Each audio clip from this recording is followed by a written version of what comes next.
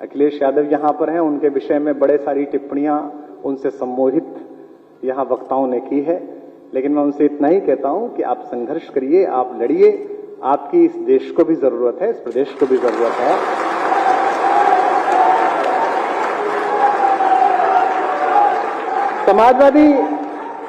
समाजवादी परिवार की एक विशेषता है, इस परिवार की एक विशेषता है, क्योंकि मैं मंच का कवि हूं, तो मेरा एक छोटा सा लोभ भी ये है कि हम हिंदी कवि सम्मेलनीय कवियों के लिए, हिंदी के साहित्यकारों के लिए जो सबसे अप्रोचेबल चीज होती है, सबसे ज्यादा आराम से जिनसे कह सकते हैं, कोई बात सुन सकते हैं, वो समाजवादी परिवार है। दिवंगत नीरज जी से लेकर हमारे प्रिय मित्र, मुझे आज भी याद है, मैं अमेरिका में था और हमारे एक बहुत ही योग्य गीतकार लखनऊ के थे, देवल आशीष, उनको एक समस्या हुई, आधी रात फोन करने पर, उस समय अखिलेश जी मुख्यमंत्री थे यहाँ पर, तुरंत व्यवस्था हुई, उनका उपचार हुआ, हमने बचा नहीं। इस समय एक ऐसी स्थिति में है जहां थोड़े से ताप को कम हो जाना जरूरी है, गुस्से का थोड़ा कम हो जाना बहुत जरूरी है। और ये जो कुछ भी चल रहा है और जिससे भी मैं और आप चिंतित हैं, इस हॉल में बैठे हुए लोग, समाजवादियों से अलग अगर कुछ लोग बैठे हों तो उनको भी मैं विशेष रूप से कहना चाहता हूं, मंच पर भी है और नीचे भी अन्य पार्टियों के लोग बैठे हैं, इस मुल्क की मिट्टी की तासीर है कि ये नफरत का बीज ज्यादा दिन सहन नहीं करती, यहां मोहब्बत का बीज ही चलता है, यहां प्रेम का बीज ही चलता है। एक दूसरे की बात सुनी जाए, एक दूसरे की बात कही जाए, तुम ही तुम हो तो क्या तुम हो, हम ही हम है तो क्या हम है। ये जो संवाद हमारे यहां समाप्त हुआ है, इसकी चिंता करना ये भारत के गणतंत्र ने सिखाया है। प्रोफेसर साहब की इस पुस्तक में मैंने देखा, विशेष रूप से ये मुझे पर्ची दी गई है और ये चूंकि प्रमोद तिवारी जी के लेटर पैड पर है, उनकी छोटी सी पर्ची पर है, जिसमें कहा गया 4 लाइन भी सुना देना। मैं राजनीति से बाहर आया हूं, पर इतना मूर्ख भी नहीं हूं कि बिना पेमेंट कुछ करूं।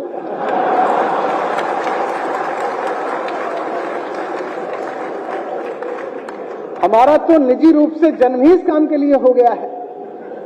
2010 से 2014 तक इनकी पार्टी के खिलाफ लड़ते रहे, उसके बाद दूसरे आ गए, उनके खिलाफ लड़ते रहे। अब ये ऐसा ना हो जाए ये सत्ता में आ जाए फिर इनके खिलाफ लड़ो, फिर ये बात ना हो जाए।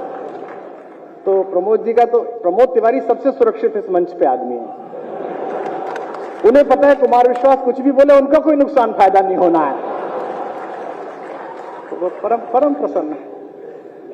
तो एक संवाद का समस्या इस देश में है कि हम बात नहीं कर रहे हैं। मैं किसी पर टिप्पणी नहीं कर रहा, किसी राजनीतिक दल पर भी टिप्पणी नहीं कर रहा, लेकिन समाजवाद के जो नए लोग हैं और जो यहां बैठे हुए लोग हैं, वो भी इस बात की कोशिश करें कि हो सकता है आप ही अंतिम सत्य ना हो सकता है दूसरे का सत्य भी सुना जाना चाहिए। और यही हमने गणतंत्र में एक बातचीत का रास्ता तैयार करा है। इसको बचाने की जरूरत है, चाहे किसी भी पार्टी के लोग हों। इसीलिए मैंने शुरू में कहा कि यह सभी पार्टियों के लोग हैं, एकाध दल के लोग नहीं दिख रहे हैं। और मैं जानता हूं उनकी शुभकामनाएं भी प्रोफेसर साहब के प्रति बहुत है। वो एक ऐसे व्यक्ति हैं जो अजात शत्रु व्यक्ति हैं। जब अटल जी दिवंगत हुए तो हम यही कहते थे कि भाई अटल जी के विरोधी हो सकते हैं, लेकिन उनका कोई ऐसा विपक्षी नहीं है जो उनके रहने से असहमत हो। कुछ लोग जिनके रहने से शोभा होती है। आज हेमंत जी ने बड़ा सुंदर शब्द दिया रामगोपाल जी को कि रामगोपाल जी उत्सव मूर्ति हैं। वे भारतीय जनता पार्टी से लेकर समाजवादी पार्टी तक सबकी राज्यसभा में उपस्थिति होने के बाद उत्सव मूर्ति हैं। और एक मुझे सबसे सम्मोहक आज लगा, जो मनोज ने भी नोट किया, कि नेताजी जब मंच पे आए तो उन्हें इस बात की चिंता नहीं थी कि इस मंच पर कौन बैठा है, उन्हें चिंता थी नीचे कौन बैठा है। और आयु जब बढ़ती है तो बचपन लौटता है। कल भी मैं देख रहा था जब अखिलेश ने संभाल रहे थे, जब उनको कह रहे थे कि आप बैठ के बोल दीजिए, तो उनके अंदर जद्दोजहद थी कि नहीं मैं खड़े होकर सबका सम्मान करूं, सबका हाथ हिला दूं, सबसे संवाद कर दूं। ये जो मोहकता है, ये जो लालित्य है, ये जो प्रेम है, ये जो स्पंदन है, ये तभी आता है जब आपने वर्षों काम किया हो, लोगों के लिए सोचा हो, जनता के लिए सोचा हो। मैं इस पुण्य अवसर पर बहुत बहुत शुभकामनाएं देता हूं। मैं इस मंच पर एक केवल प्रियवल हमारे जो अनुज मनोज है, इनके अतिरिक्त सबसे आयु में छोटा हूं, इसलिए मैं केवल शुभकामनाएं दे सकता हूं।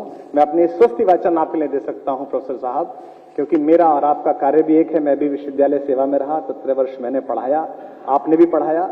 बस थोड़ा सा गड़बड़ी हो गई कि मैंने जो शुरू की थी वो पूरी नहीं हो पाई, लोग ले भगे। आपकी वही है, क्योंकि आपका परिवार है, आप वहीं पर हैं। तो और प्रोफेसर साहब कविताओं में भी रुचि रखते हैं, और सबसे अच्छी बात है कि हम उनसे कह लेते हैं। मैं अन्य दलों के लोगों से भी कहता हूं। कल रात्रि में परसों एक कार्यक्रम में था, वहां एक प्रदेश के मुख्यमंत्री बैठे थे। मैंने उनसे भी कहा था कि कवियों को सुनना सीखिए, कवियों को सहना सीखिए, क्योंकि जिन्होंने हमें सुनना अस्वीकार कर दिया था वो आज किसी को सुनाने लायक नहीं बचे हैं। दिल्ली में है मामला, ऐसा स्थिति है। तो सुनना सीखिए ताकि लोग, आप कई बार सत्ता अहंकार देती है, सत्ता आपको गुरूर देती है, जब आप इससे नीचे उतरते हैं तब आपको पता चलता है। छत्तीसगढ़ में मैं एक मंत्री महोदय के साथ यात्रा कर रहा था चुनाव से 2 महीने पहले, तो मुझसे बोले कि क्या हाल है, तो मैंने कहा जमीन हिल रही है, नहीं जीतेंगे। उन्होंने मानी नहीं, चूंकि हवा में थे वो। थोड़े दिन बाद सचमुच हिल गई और फिर नीचे आ गए। तो आज आप संघर्ष के पथ पर हैं और आपको राजपथ तक पहुंचना है। इसके लिए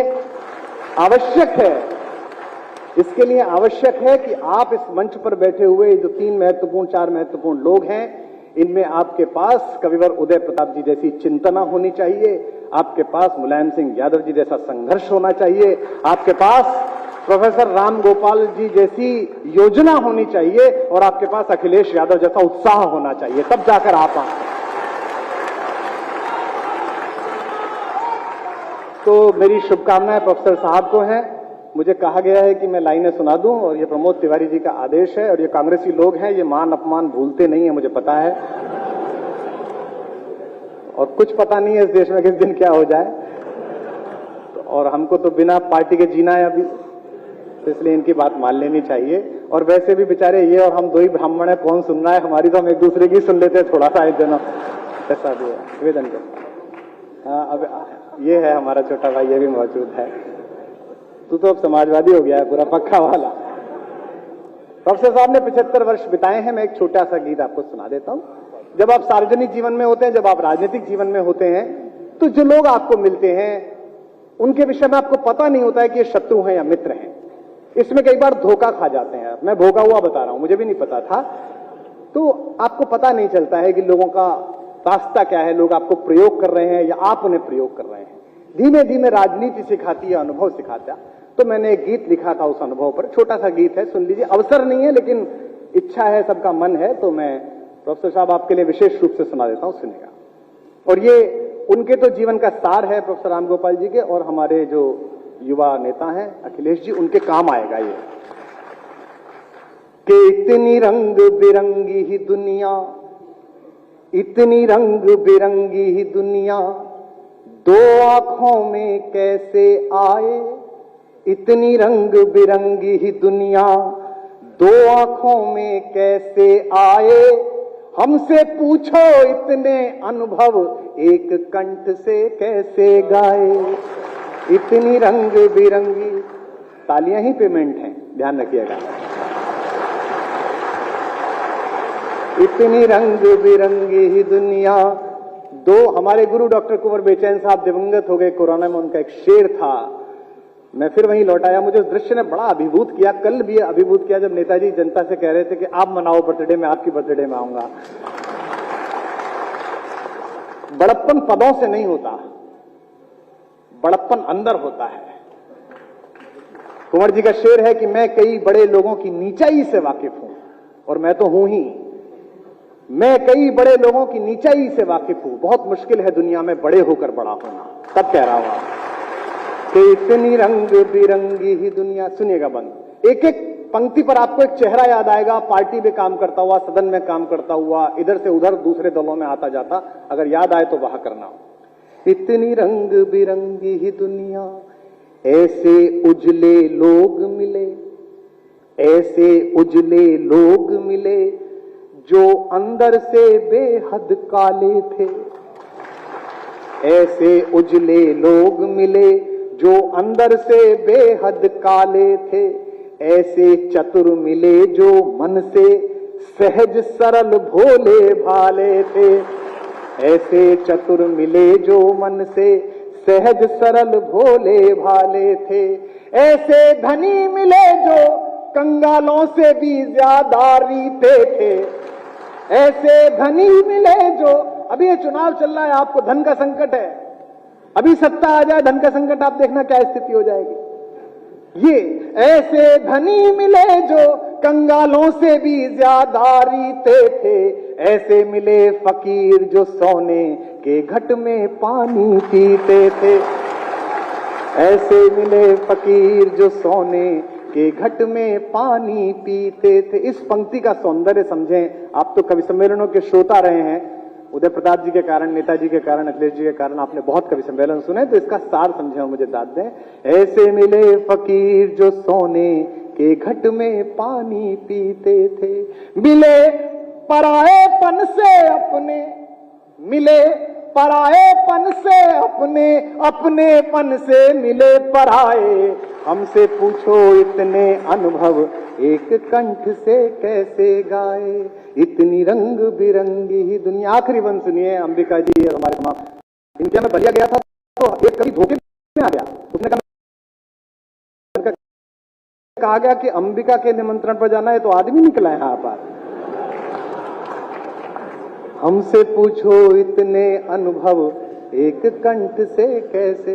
अब ये समझिएगा मैं कहां बोल रहा हूं, बोलूंगा नहीं, आप समझिए कि जिनको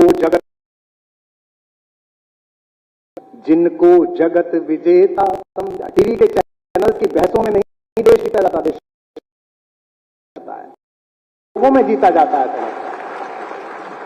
इस दांत घिसने के लिए अनुराग बहुत हैं, रोज शाम का यही कार्यक्रम में लोगों का हमने भी किया 4-5 वर्षीय।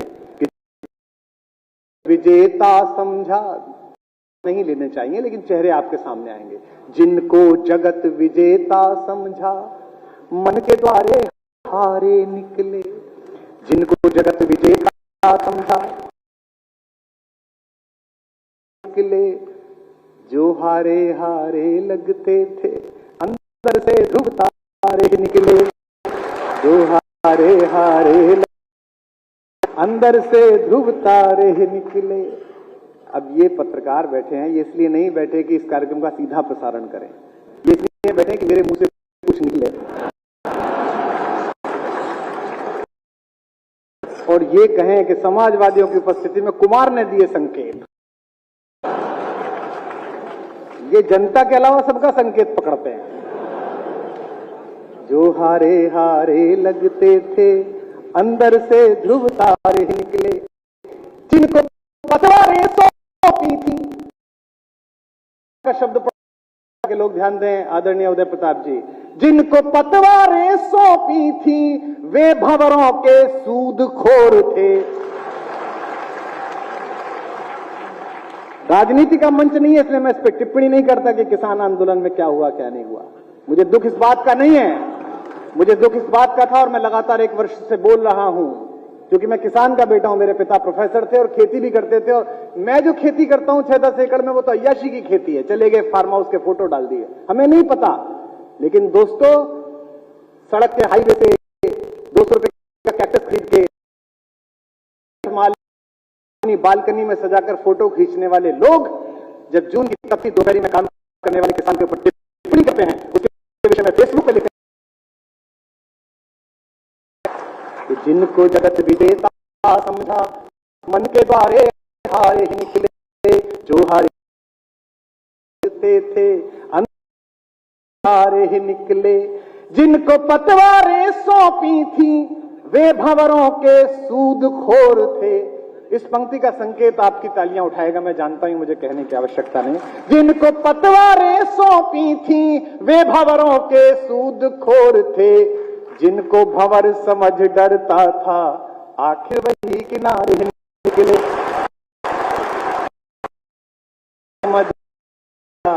आखिर वही किनारे निकले।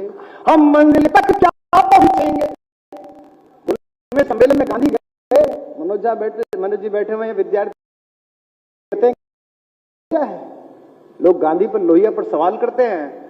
उनके लिए प्रोटोकॉल का कागज आया किंग के यहां से कि आपको किंग से मिलने का समय दिया गया है, तो ये पहन के आइए, ग्रे कलर का कोट होना चाहिए, पैंट ऐसी होनी चाहिए, और वो तो हिंदुस्तान का सबसे बड़ी। वो पहुंच था, जब पैलेस पे उतरा तो एडीसी ने अंदर जाके बताया कि साहब वो तो नंगा आ गया है, एक ही धोती है। तो किंग ने कहा कि चर्चिल बोलता तो था नंगा है, पर ऐसे आ जाएगा ये पता नहीं था। तो एडीसी ने कहा था बुलाऊं कि बोले नहीं बुलाओ। गांधी की हिम्मत क्या है? मैं नेताजी की उपस्थिति में यह बात कह रहा हूं। किंग ने पहला सवाल पूछा, और किंग का मतलब आज का बोरिस जॉनसन नहीं था, 2/3 दुनिया पर राज करने वाले आदमी का नाम किंग होता था। किंग ने पूछा, वेल मिस्टर गांधी, तुम्हारे बिना झिझके हिंदुस्तान की उस सबसे बड़ी छाती के आदमी ने प्रदेश की जमीन पर अपने सबसे बड़े राजा के सामने कहा, नॉट इवन माइन, केवल मेरे नहीं, पूरे हिंदुस्तान के कपड़े तो आपने चुरा कर पहन लिए हुजूर। इसे गांधी की ताकत कहते हैं। जिनको भंवर समझ डरता था, आखिर आपके चाचा की प्रशंसा के लिए किसी के दादा को गाली देना कहां तक संभव है यार? आप चाचा की तारीफ करो। आप जिनको भंवर समझ डरता था, आखिर वही किनारे ही निकले। हम मंजिल तक क्या पहुंचेंगे, इस पीड़ा को स्वीकार करें और मुझे विदा दें। हम मंजिल तक कैसे पहुंचे, जिनको खुद रास्ता भटकाए। हमसे पूछो इतने अनुभव एक कंठ से